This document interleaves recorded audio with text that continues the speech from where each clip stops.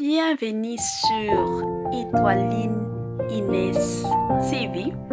Si vous êtes encore nouveau ou nouvelle sur notre chaîne, n'hésitez pas de vous abonner massivement, aimer nos vidéos, commenter et partager. Chez Étoiline Inès TV, c'est la qualité, la différence et la vérité. Sifa lokwa ya basifwa. Mwasi moko kitoko, mwasi moko nzambe. Sifa lokwa azalaka tellement kitoko, comédienne moko. En tout cas, azalaka na voix moko ya kitoko makasi. Voix moko ya bien, ya douceur moko pas possible. Wana penza sifa lokwa. Soki bomoni ye penza oyebi ke lelo vraiment scène kozala kitoko et kozala vraiment ya bien makasi. Donc wana penza sifa lokwa. Salut cher Bouchou, salut cher abonnés, salut cher connaissances, salut surtout les amis de Étoiline Inès TV. J'espère que vous allez bien. Quant à moi, je suis bel et bien super bien par la grâce de Dieu. Cher Bouchou, chers abonnés et chers connaissances, yalelo vraiment tomemeli bino sifa lokwa. Makambo nini ezo tambola, makambo nini ezo kende. Boyebi déjà mikolo yo biso na ba comédien kaka kili. Tozo nage kaka na makambo ya bato ya maboke. Tellement ngana lelaka bato ya maboke pas possible. Yango tozo tika ngo tante, donc tozo nage kaka. Soki toyoki mwa likambo to landeli yango tina suka. Donc mikolo tokomika bongo. Bandeko, avant to banda moi émission na biso ya lelo kandenge to mesana, si c'est la toute première fois ya kokota na chaîne na biso, en tout cas, je vous prierai surtout de vous abonner massivement. Abonnez-vous, cliquez aussi sur la cloche de notification pour surtout recevoir les nouveautés de notre chaîne. Aimez la vidéo, commentez et partagez. Et ko sala biso oyo penza tolobaka chaque jour tokos makasi. Bandeko, place nyonso bo landa biso. Biso tolingaka vraiment so bo landa penza émission na biso. Tolingaka penza bo zui bakiti na bino. Na système moko ya bien, système moko ya tokos makasi. Bozwa bakiti bo vanda. Botia moi mai pembeni, botie moi jus, botie moi soki sucré, moi eloko o mesana komela o penza bolinga komelo tie pembeni. Tia moi biloko ya kolia, soki okotia kwanga na musuni, soki okotia kwanga na likayabu yo moko kaka. Eloko nyonso kosepela kolia bandeko tia pembeni, ozoliaka, ozomelaka, kote mosusu ozolanda pe Étoiline Inès TV. Tango pe ozolanda na système ya bien, kobosana te ko aimer vidéo, ko partager pe ko sala commentaire na système moko ya tokos makasi. Bandeko makambo yango yo tolali tolamuki makambo ebimi. Bino moko boyebi, Baby Ladonja auta ko sala live na ye il y a pas longtemps. Na live wana makambo ebele ebimaki. Pona ba o balanda ki penza, en tout cas ba koyeba oyo tolingi tolobela lelo. Makambo ebele ebimaki. Baby Ladonja abimisa ba makambo ebele. Bien que azalaki na kanda, batu mosusu balobaka que non, soki mutu aza na kanda, soki akomi koloba bimisaka nyonso. Abimisaka penza ba makambo nyonso oyo azalaki nango na mutema.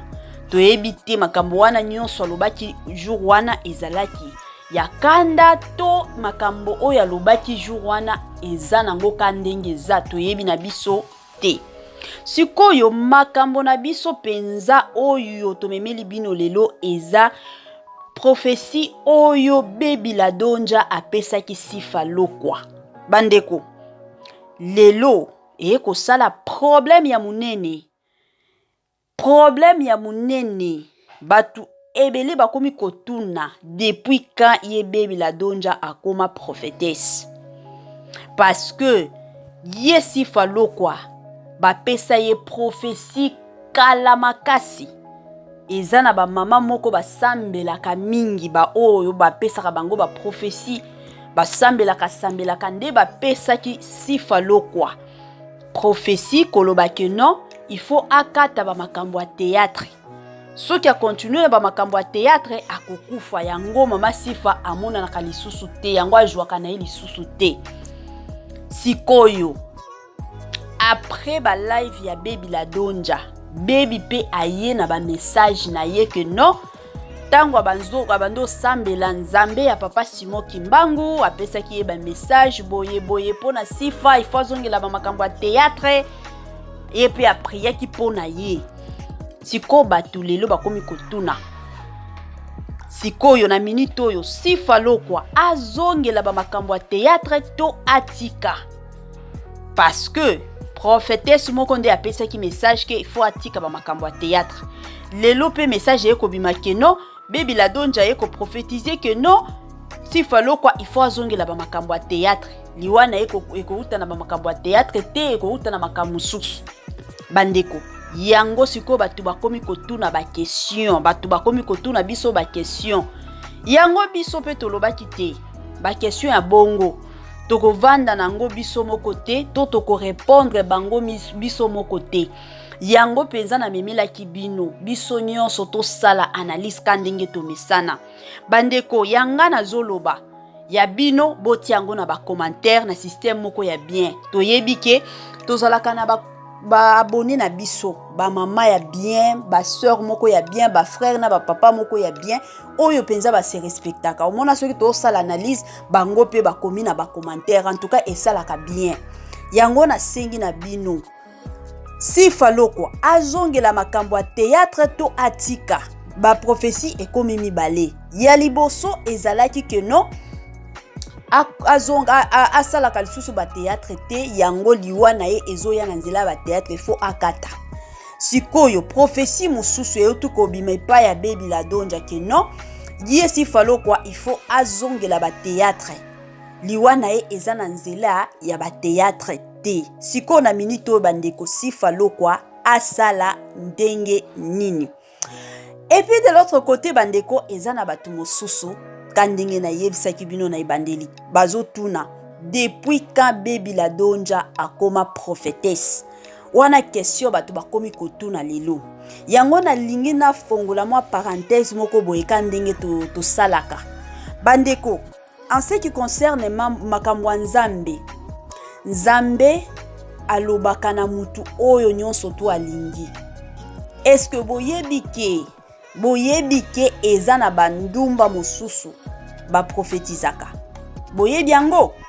Nzambe a utilizaka mutu nyonso to oyo alingi don ya Nzambe ekotaka na nzoto ya mutu tu oyo nyonso Nzambe alingi ke don oyo na kopesa ngo mutu tel don oyo na kopesa ngo mutu tel ezala bongo batu mosusu okondima kutu teke mutu oyo azaka na badon okondima teke mutu oyo akoki ko prophétiser okondima ngote peut-être okutani na ye na nzela ofingi na kofinga ye olobeli ye pe mabe peut-être boswani na koswana mais oyebi teke mutu oyo aza penza na badon aza vraiment prophète ya munene to prophétesse ya munene okoyeba te makambo ya Nzambe ezalaka mwa compliqué makambo penza ya Nzambe bandeko ezalaka mwa compliqué pona ba o déjà basambelaka ba o penza bakola na makambo ya Nzambe bakoyeba makambo na oloba mais ba o mosusu soki boza nanu ba bébé spirituel pona ko comprendre ba makambo ezalaka mwa pasi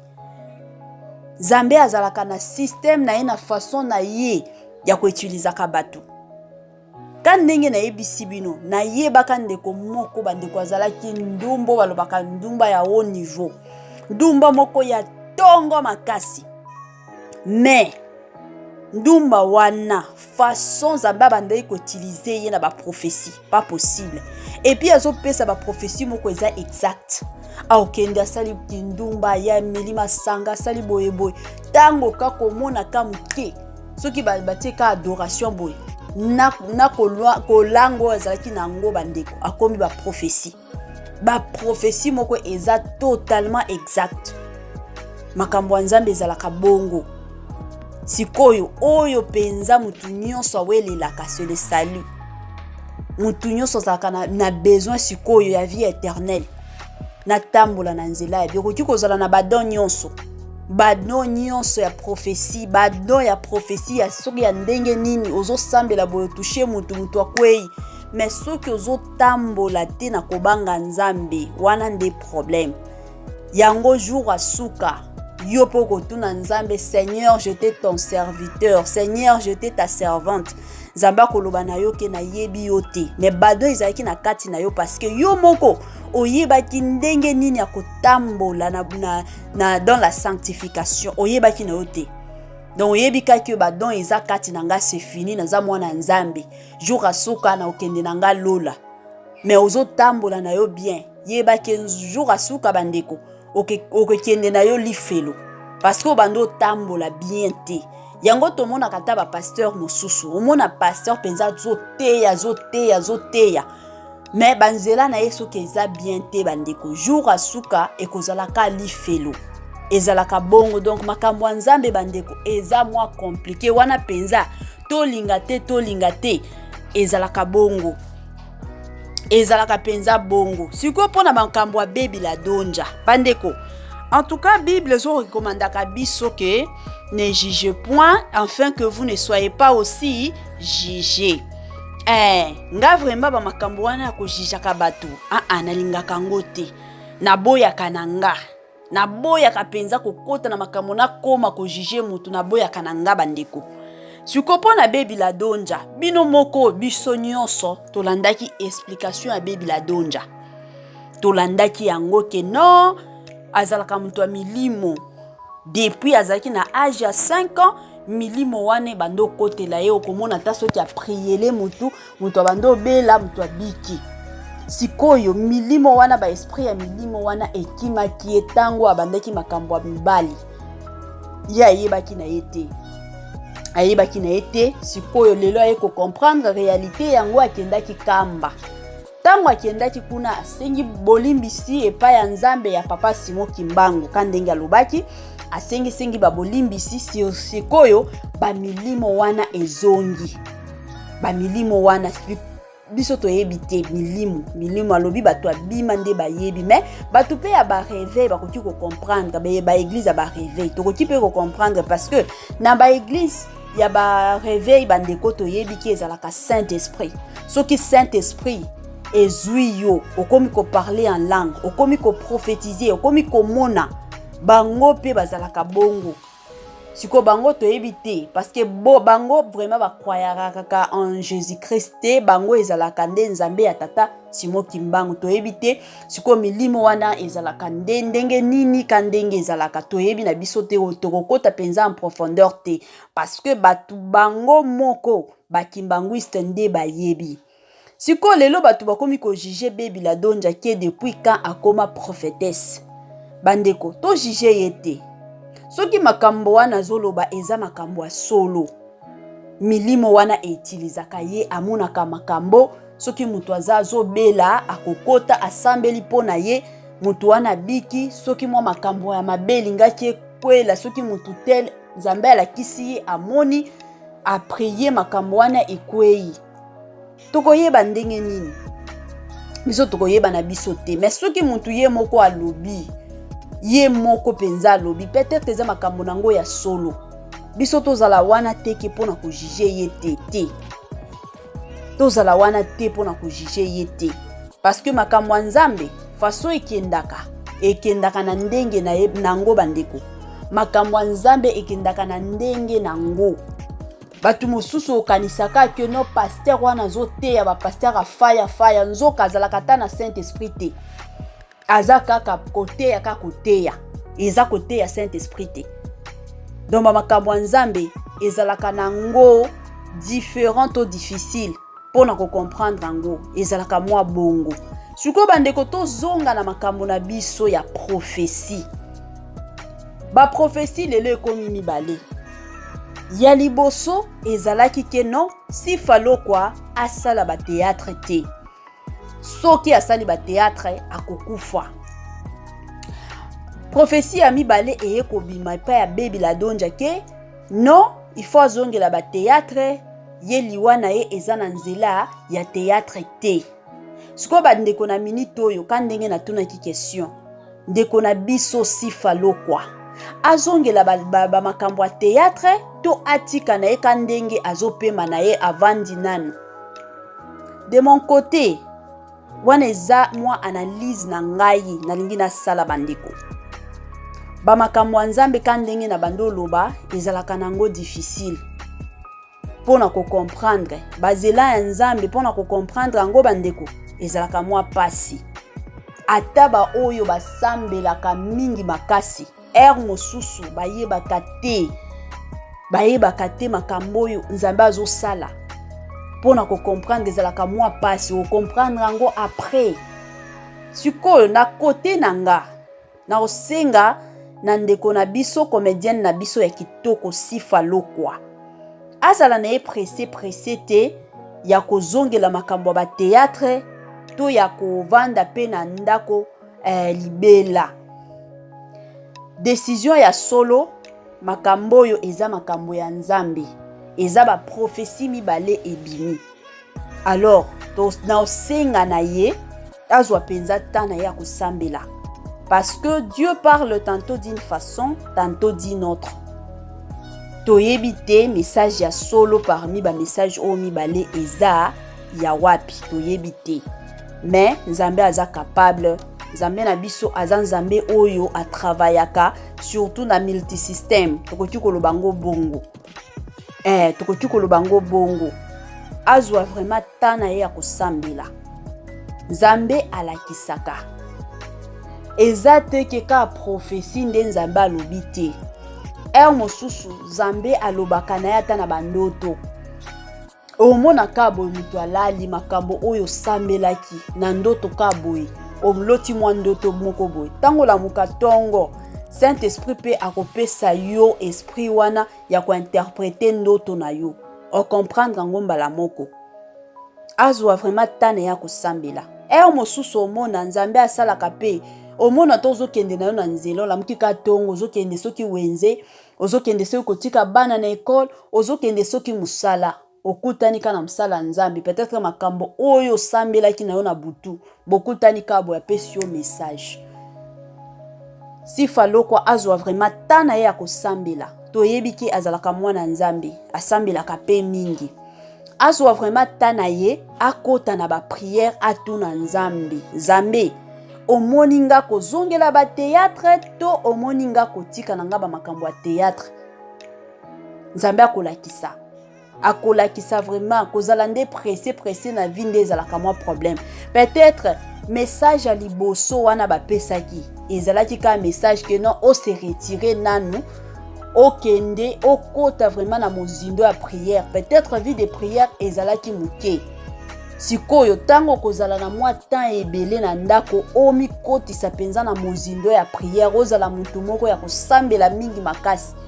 Pour que tango kozongela ba makambo na yo ya théâtre ozana yo mutu makasi surtout na prière parce que ba vie oya ba théâtre c'est bien ezalaka nango bien mais eza vie moko e exposaka mingi makasi ba comédien na biso parce que mutu nyonso amonaka bango na ba télévision ndenge bazo jouer ebele ya batukutu bakanisaka ke no ndenge bajwaka boye balataka kitoko mosusu omonika rôle moko boye bapesi ndako moko kitoko ebela batu bakanisaka ke wana bandako na bango wana penza nde ba vie na bango bazana ba vie.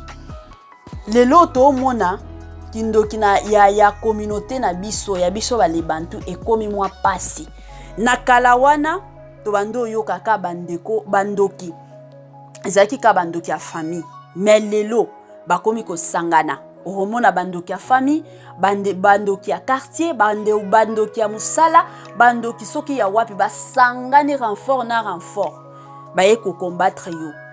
Siko soki ozana vie de prière ya makasi ti yango omona bato ebele bakweyaka surtout batu oyo déjà ba star na biso vie na bango ezalaka déjà vie moko public mutu nyonso to amonaka bango mutu nyonso to alingaka alandela vie na bango.